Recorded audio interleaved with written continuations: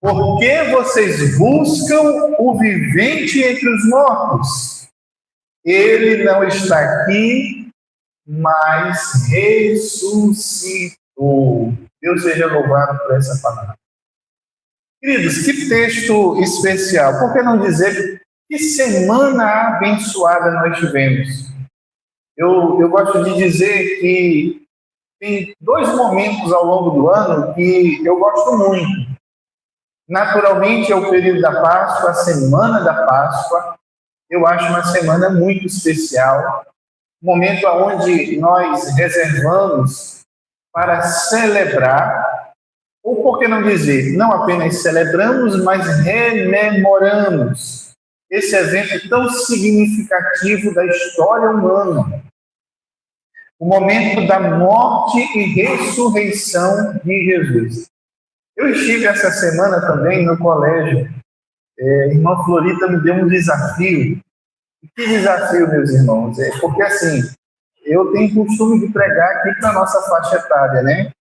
Geralmente a gente se fica mais à vontade. A irmã Florita me deu uma missão para pregar, ensinar, levar uma mensagem para crianças do 1º ao 6º ano. Acho que do 1º ao 6º ano. Então eu tive que me adequar, né? Para levar a mensagem para elas. Eu fiz uma pequena pesquisa de como é que eu poderia, pelo menos por um período de 15 minutos, ter a atenção delas. No máximo, meus irmãos, é 15 minutos. Depois daí, é a dispersão total.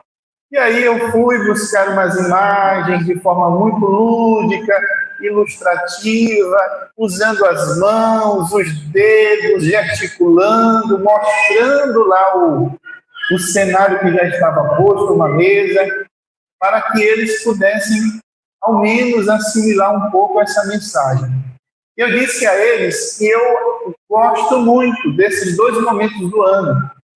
A semana onde comemoramos a morte e a ressurreição, mas também o Natal. E disse a eles, eu não sei porquê, nós comemoramos primeiro a morte e ao final do ano o nascimento, né? Nós comemoramos assim, porque alguns disseram, essa é a semana do nascimento de Jesus. É o que eu perguntei a eles, né? Vocês sabem o que é que nós comemoramos nessa semana? Uns disseram, o nascimento de Jesus. Eu disse, não, o nascimento de Jesus é no final do ano. Mas, meus irmãos, é evidente que esses 2 momentos ao longo do ano nos fazem refletir.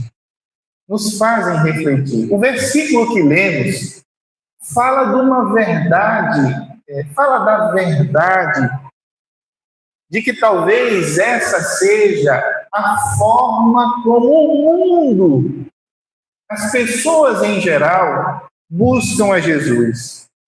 Esse foi o questionamento dos anjos para aquelas mulheres. Quando eles disseram, por que vocês estão buscando aquele vivente, aquele que vive entre os mortos?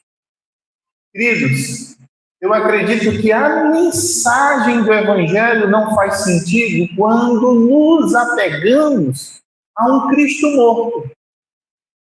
Quando, ao longo dessa semana, nós refletimos sobre as dores, a agulha do sofrimento de Jesus, eu até compartilhei lá no grupo da igreja um artigo que fala do aspecto biológico, biomédico do sofrimento de Jesus.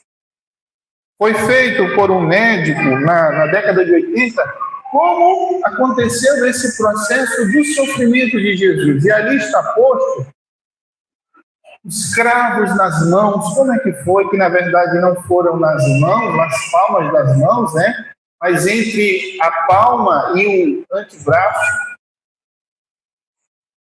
Isso aí é a medicina que fala, não teria como o corpo suportar, as mãos não suportariam o peso do corpo humano.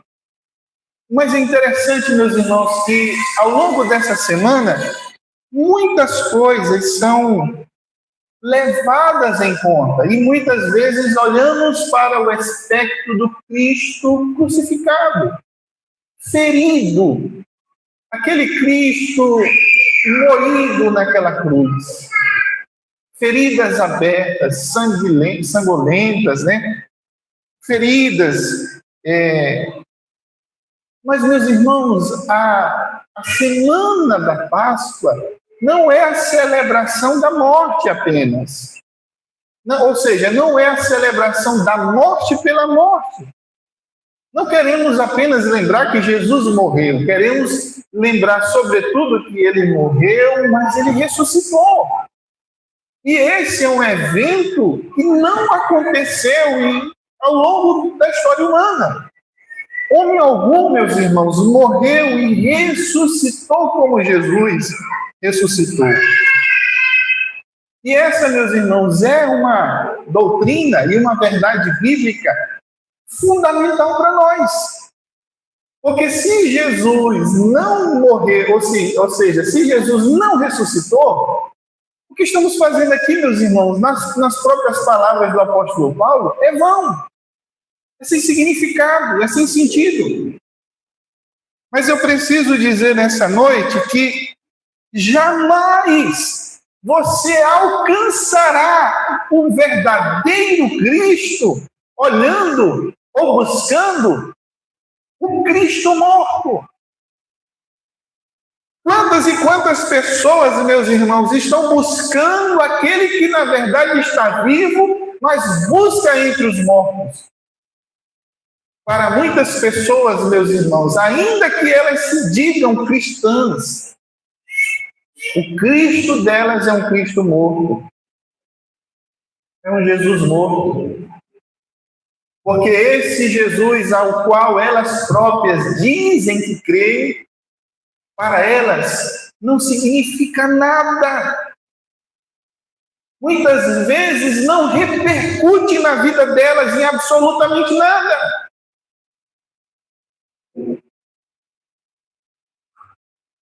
Não, meus irmãos, naturalmente, o que eu irei dizer aqui não é uma crítica à prática. Mas ao longo dessa semana, algumas pessoas disseram assim, eu quero que você entenda que não é uma crítica à prática. Mas alguém ao longo dessa semana disse assim, algumas pessoas se privam, por exemplo, de comer carne. Mas qual a diferença deste ato para uma vida ao longo do ano que não se observa compromisso nenhum com Deus?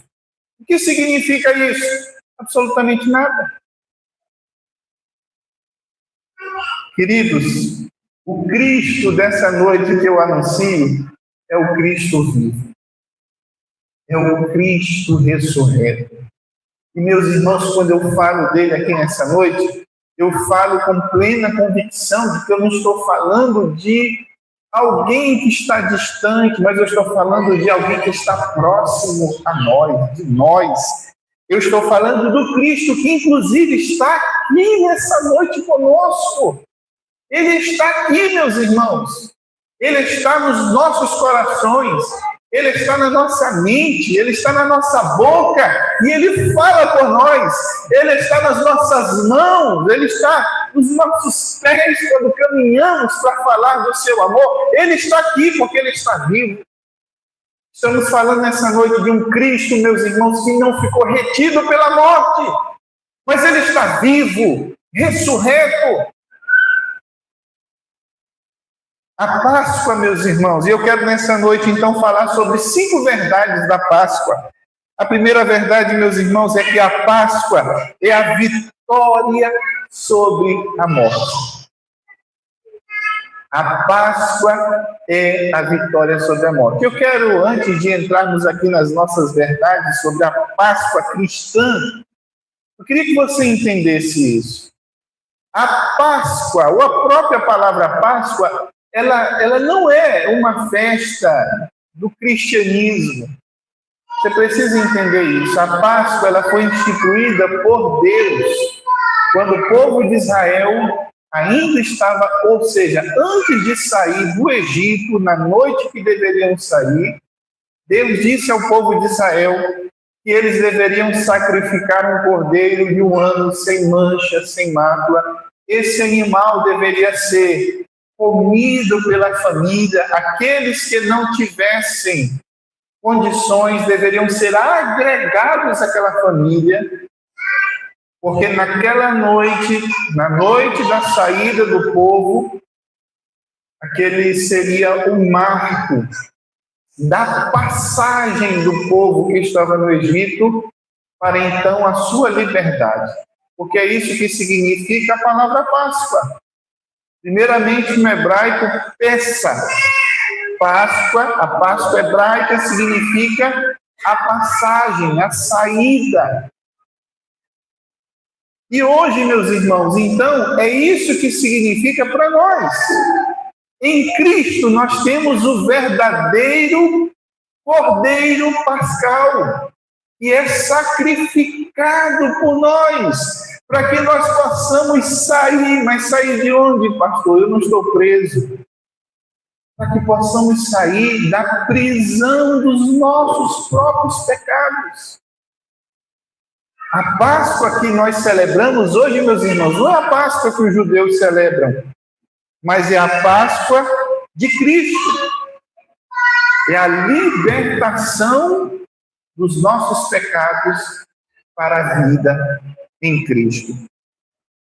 Mas eu quero nessa noite, meus irmãos, lembrar você que a Páscoa de Jesus, representa exatamente essa vitória sobre a morte. Você precisa entender isso. Todos nós um dia morreremos. Nós temos uma certeza inequívoca. Todo ser humano tem essa certeza de que um dia ele vai morrer. Não sabemos o dia, nem a hora, como será. Mas todos temos a certeza que um dia morreremos. O que talvez você não saiba é que não existe apenas uma morte, a morte física, mas existem, segundo a Bíblia, 3 mortes. A primeira morte é a morte espiritual. E essa morte espiritual, todos nós, todo ser humano, indistintamente, está sobre essa condição da morte espiritual. A segunda morte é a morte física. Um dia todos nós iremos morrer. E a terceira, e pior de todas as mortes, é a morte eterna. E com relação à morte eterna, Jesus veio então para resolver esse problema da morte eterna. E é por isso que quando ele pregava o Evangelho, anunciava o reino, a chegada do reino de Deus, ele dizia: arrependei-vos, porque é chegado o reino dos céus. Muitas vezes Jesus dizia nas suas mensagens, e ele veio para que tivéssemos a vida eterna. Então, meus queridos, hoje, nessa noite, celebramos a vitória de Jesus sobre a morte. Você não precisa mais ser escravo. Escravo dos seus próprios pecados. Escravo dos vícios. Escravos, meus irmãos, é o que somos quando não conhecemos a Jesus, o nosso Senhor. Somos escravos. Quantos de nós, meus irmãos, vivemos a ilusão do livre-arbítrio? A gente bate no peito e diz assim: eu faço o que eu quero, ninguém me governa. E eu ouvia muito isso da minha avó, né? Depois de velhinha, ela dizia: ninguém me governa, eu faço o que eu quero.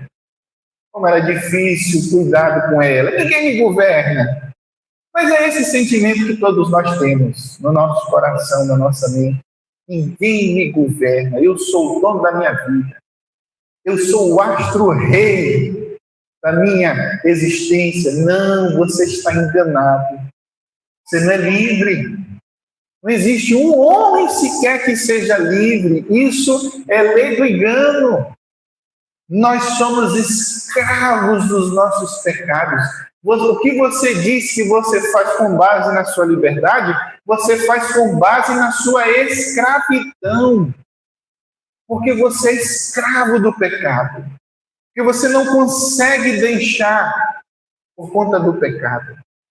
Só há uma forma de você se ver livre dessa escravidão de morte, só por Jesus, o nosso Senhor. Mas a segunda lição que eu quero falar nessa noite é que a Páscoa, meus irmãos, é a validação da nossa fé. A Páscoa é a validação da nossa fé. Por isso está escrito em 1 Coríntios 15, 14, Paulo nos diz isso. Se Cristo não ressuscitou, é vã a nossa pregação e vã a nossa fé. Se Cristo não tivesse ressuscitado, meus irmãos, o cristianismo seria apenas uma filosofia ética irrelevante. E muitas pessoas ainda confundem a mensagem de Jesus como uma mensagem apenas boa ou moralista, puritana. Muitos imaginam que Jesus foi um grande filósofo. Não, gente. Não podemos reduzir a importância de Jesus apenas a isso. Se você vê Jesus apenas como um personagem histórico, que de fato ele foi, apenas como uma figura histórica que trouxe uma filosofia boa, agradável, você está perdendo seu tempo. O poder do Evangelho, meus irmãos, não está nas coisas do fazer ou não fazer. Se você imagina que ser crente ou servir a Deus é fazer ou deixar de fazer qualquer coisa, você está enganado. Quantas e quantas pessoas pensam que aceitar a Jesus é deixar de fazer qualquer coisa que lhe dá prazer? Você está enganado. Muitas pessoas pensam que entrarão na igreja e serão oprimidas para fazerem aquilo que alguém vai determinar que façam. O Evangelho não é assim, meus irmãos. A mensagem de Jesus não é isso. O que fazemos ou deixamos de fazer não é pela imposição de homens, mas é pela ação poderosa do Espírito Santo de Deus. O que eu faço, eu não faço pela minha força, mas eu faço pela força do Espírito Santo. E aquilo que eu rejeito, eu não rejeito pela minha força, eu rejeito pelo poder e pela ação de Cristo na minha vida. Então, a mensagem do Evangelho, meus irmãos, não é uma mensagem dos bons costumes, da moralidade, não. A mensagem do Evangelho é a mensagem da transformação. Porque é isso que Jesus ele faz no coração. Jesus não te faz ser um crente bonitinho, religioso bonitinho. Religiosidade, meus irmãos, é coisa nossa. É coisa do homem. Religião não muda ninguém. Agora, Jesus muda a gente. Jesus muda o nosso coração. Ele muda o que é preciso mudar. E não estou dizendo da parte externa, dessa casca. Ele muda o coração. Ele muda aqui dentro, meus irmãos. Porque é isso que tem valor. É a mudança interior do nosso coração. A terceira, meus irmãos, lição que aprendemos nessa noite, são apenas 5, mas a terceira é que a Páscoa é a quitação da nossa dívida. Gente, uma coisa que perturba, eu não sei a você, mas uma coisa que me perturba por demais é estar com alguma dívida. É estar devendo para alguém alguma coisa. Isso perturba. Isso tira o juízo, isso incomoda. Tem que ser para todos nós assim. Mas você sabia que todos nós temos um débito com Deus? Todo ser humano tem um débito com Deus. E esse débito é impagável, ou seja, essa dívida que temos é impagável. Ou seja, eu e você não temos condições de pagar. Diante de Deus, o que você poderia oferecer a Ele de mais importante? O que nós temos, meus irmãos, aos olhos de Deus, que é mais importante, poderíamos dar em retribuição a nossa dívida? Eu imagino que a nossa vida. O que temos de mais precioso, meus irmãos, é a vida, é a alma, né? A alma. Se você desse a sua alma para quitar a sua dívida com Deus, na balança de Deus não pesaria nada. Por que não vale, pastor? Porque somos pecadores. Meus queridos, apenas Jesus pode pagar essa dívida impagável. Só Ele, e Ele já pagou. Ele ainda não vai pagar, Ele já pagou, meus irmãos, essa dívida. Na cruz, meus irmãos, temos uma frase que determina a quitação da nossa dívida. Na cruz, Jesus bradou: está consumado. Do grego, tetelestai, foi isso que Jesus falou lá naquele momento. Tetelestai, que quer dizer, está consumado. Quando Jesus diz isso, ele quis dizer: está quitada a dívida. Está quitada a nossa dívida. Ou seja, é pelo sangue de Jesus, meus irmãos. As pessoas, você sabe o que a ideia geral das pessoas é como é que elas se relacionam com Deus? Elas imaginam assim: eu vou fazer coisas boas. Eu vou fazer coisas muito boas, porque se eu fizer essas coisas boas, Deus vai se agradar de mim. E eu tenho certeza, porque Deus, Ele é amor. Deus não vai me rejeitar no dia do juízo final. Quando eu chegar lá, eu vou dizer: Deus, eu fiz tantas caridades, eu fiz tantas benécias, eu abençoei tantas pessoas. Isso não paga a nossa dívida diante de Deus. Se você imagina que você vai quitar a sua dívida com Deus apenas com boas obras, você está equivocado, você está enganado. Porque não paga. Somente a cruz de Cristo paga por nós. Você sabe por quê? Porque a morte de Jesus, ela não foi uma situação ocasional. Ainda tem gente que imagina isso, né? Parece assim que, não, Jesus caiu aqui do céu, e aí ele foi vivendo o ministério dele. Eu lembro, meus irmãos, que quando eu não conhecia o Evangelho, quando eu assistia A Paixão de Cristo, o filme, todo ano eu torcia para Jesus ganhar, e Jesus não ser preso, Jesus não ser morto. Eu ficava torcendo, né, para que ele não fosse para a cruz. E quando chegava na cruz, decepção, meu Deus. Outro dia, essa semana, eu acho, eu vi, até interessante, é um vídeo que rola na internet, né, uma apresentação da crucificação de Jesus na rua, e um bêbado, né, aparece e diz: eu vou morrer por Jesus. Tira Jesus daí. Eu vou te salvar, Jesus. Então, meus irmãos, a gente pensa isso. Que a morte de Jesus foi uma fatalidade, foi uma questão ocasional. Não, meus irmãos, a morte de Jesus foi programada. Jesus nasceu especialmente com essa missão. A missão de Jesus era morrer por nós. A missão dele era essa, ele precisava morrer.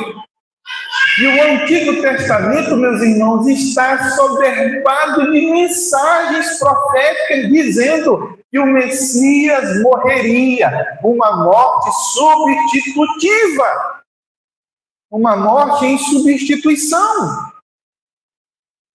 Então, a morte de Jesus não foi que o plano de Deus deu errado e ele foi para a cruz. Meu Deus, e agora? Tem gente que pensa: Deus ficou lá do céu e agora Jesus vai morrer na cruz. Não, meus irmãos, tudo foi um plano de Deus. Isaías 53:10, coloca aí, meu irmão. Isaías 53:10, meus irmãos, esse texto foi escrito 700 anos antes de que Jesus nascesse. o versículo 10. Olha o que diz. Esse capítulo 53 é a descrição do próprio Senhor Jesus, de como ele morreria. E veja o plano de Deus. Todavia, ao Senhor, a Deus, agradou moê-lo, fazendo enfermar. Quando der ele a sua alma como oferta pelo pecado, oferta pelos nossos pecados, verá a sua posteridade, prolongará os seus dias, e a vontade do Senhor prosperará nas suas mãos. Ou seja, quando Jesus estava na cruz, ele estava cumprindo a vontade de Deus, de que era que ele morresse para nos substituir, para que eu e você não precisássemos morrer. E isso, meus irmãos, é tão especial que Jesus literalmente substituiu alguém que devia morrer naquela cruz que não era para ele. Ele substituiu a Barrabás. Veja como Deus ali estava comunicando o seu desejo. A multidão ensandecida dizia: solta Barrabás, crucifica Jesus. É isso mesmo. Porque a Deus agradou moê-lo, fazendo enfermar. A vontade do Senhor prosperou nas suas mãos.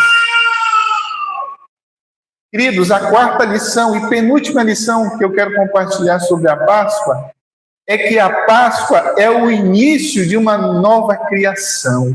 A ressurreição ocorreu no primeiro dia da semana, simbolizando um novo começo.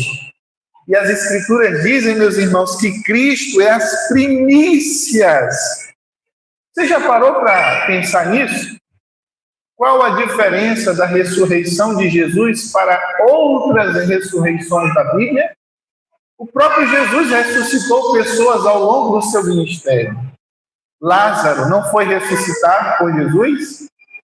No Antigo Testamento, os profetas não ressuscitaram pessoas?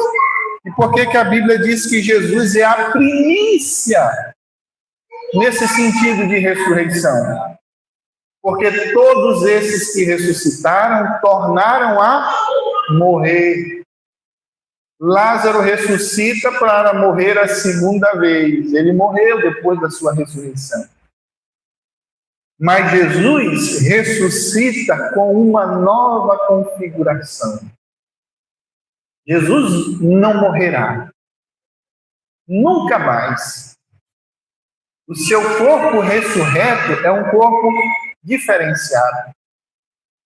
E nós temos isso descrito pelos evangelistas quando disseram que Jesus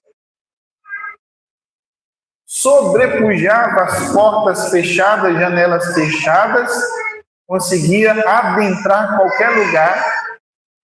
As paredes não impediam que ele fizesse isso, mas, por outro lado, ele comia pão e peixe com eles. Então, gente, isso fala de como é o corpo de Jesus ressuscitado, glorificado. E ele é a primícia entre os mortos, porque um dia, meus irmãos, nós em Cristo Jesus também venceremos a morte. Amém, meus irmãos? Glórias ao Senhor, porque essa, meus irmãos, é a nossa maior esperança. Um dia morreremos aqui, mas um dia ressurgiremos com Cristo. Os nossos corpos, meus irmãos, que hoje sofrem com tantas dores. Meus irmãos, é triste você ir num lugar e ver pessoas, conhecidas suas ou não, definhando com câncer. Às vezes, a pele e os ossos. Pessoa praticamente moribunda, com tantas dores. A ressurreição de Jesus, meus irmãos, nos dá esperança de que haverá um dia que as dores deste mundo não mais nos ferirão. Um dia, meus irmãos, não sentiremos mais dores, não sentiremos mais as necessidades banais da nossa vida. Não haverá mais fome, como diz João no seu livro do Apocalipse. Ele diz: haverá um dia que toda lágrima cessará, ou seja, todas as agrúrias da vida humana, fome, dores, doenças, tudo isso cessará. Porque Jesus nos conquistou isso. E a quinta e última lição, meus irmãos, a Páscoa é a promessa do seu regresso. Ou seja, estamos aguardando o evento final. Jesus nasceu, Jesus morreu, Jesus ressuscitou, foi assunto aos céus, agora está à destra de Deus o Pai, mas um dia voltará. E as Escrituras dizem como será a sua volta. E diz a palavra do Senhor que quando ele vier, não será como veio na primeira vez. Como é que Jesus veio na primeira vez, meus irmãos? Ele veio silenciosamente, porque nasceu aonde? Numa manjedoura. Ele não fez grandes alardes, né? Ele nasceu num berço humilde. Viveu com uma família humilde. Enquanto viveu aqui, meus irmãos, uns creram, outros duvidaram. Por que não dizer boa parte, ou a maioria dos que viveram com ele, duvidaram dele? Mas como é que será a vinda de Jesus a segunda vez? A Bíblia nos ensina, irmãos. Vou finalizar aqui. A Bíblia diz, meus irmãos, que quando Jesus vier pela segunda vez, a sua vinda será visível, gloriosa e estrondosa. Todo olho verá a Jesus. Na primeira vez, poucos viram, mas quando ele vier a segunda vez, todo olho verá. Eu não sei como é que vai ser isso, meus irmãos. Eu não sei como é que vai ser isso, não. Eu não sei se isso vai se dar pelo fato das pessoas saírem das suas casas e de qualquer lugar do planeta olharem para o céu e verem a glória de Deus nos céus. Não sei, pode ser pela tecnologia que temos, todas as televisões do mundo, a internet, apontando para os céus e vendo aquele negócio glorioso, estrondoso vindo dos céus.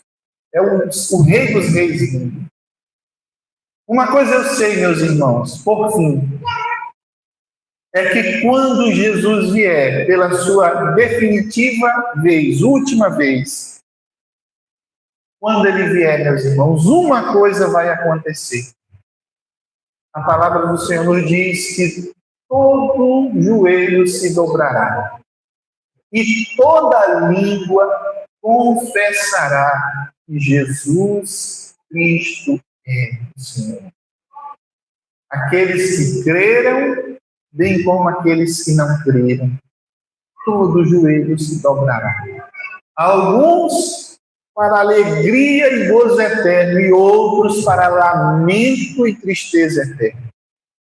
Mas nessa noite, meus irmãos, meu irmão, eu pergunto a você, quem é Jesus? Qual é o Jesus a quem você segue?